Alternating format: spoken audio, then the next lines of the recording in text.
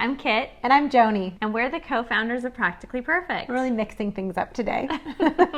So we're back with another video in our summer packing series. This is really the glue and I think one of the most important pieces of packing. The foundation of packing. And without further ado, we are talking about packing lists today. Kit, you're really the queen of packing lists. I do. I love packing lists. I love spreadsheets. It's like my jam. It is. I've learned a lot from you, by the way. Well, I'll be honest. I don't like to pack all at once. I like to pack over a series of days because I just don't like that overwhelmed feeling of trying to get everything done all at once. And so I actually really think about packing several weeks before I go somewhere. And that starts with my list because I can't keep it all straight. Like back in the day, I used to be able to just remember everything and not have to make a list or write anything down.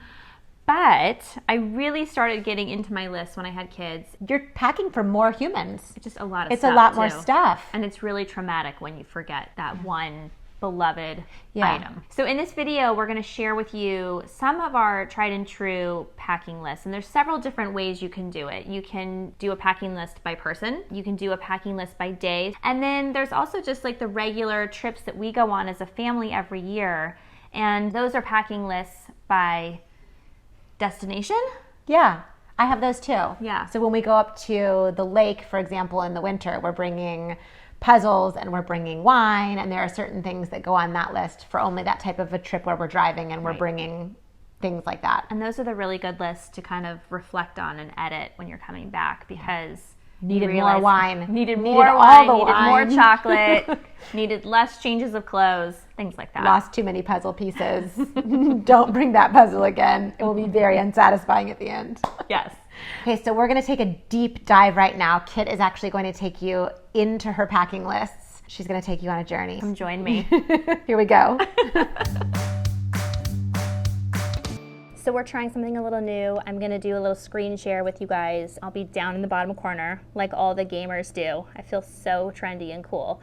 But you can follow me over there and we'll show you our packing lists. So I love checklists. I love lists, everything lists.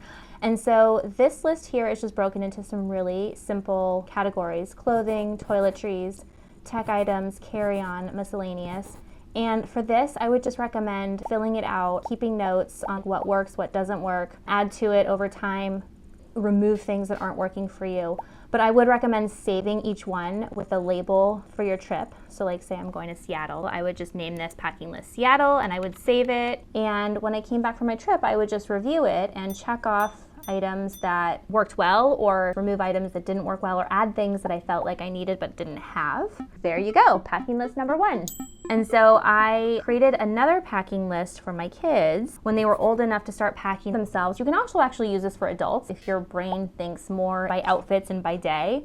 But for my kids, this was super helpful because I could tell them exactly what they needed: underwear, pajamas, socks, whether or not they needed a nice outfit. They could check it off themselves and then bring it to me.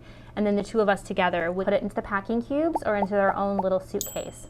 And that's packing list number 2. It's great for kids, but everybody could use it.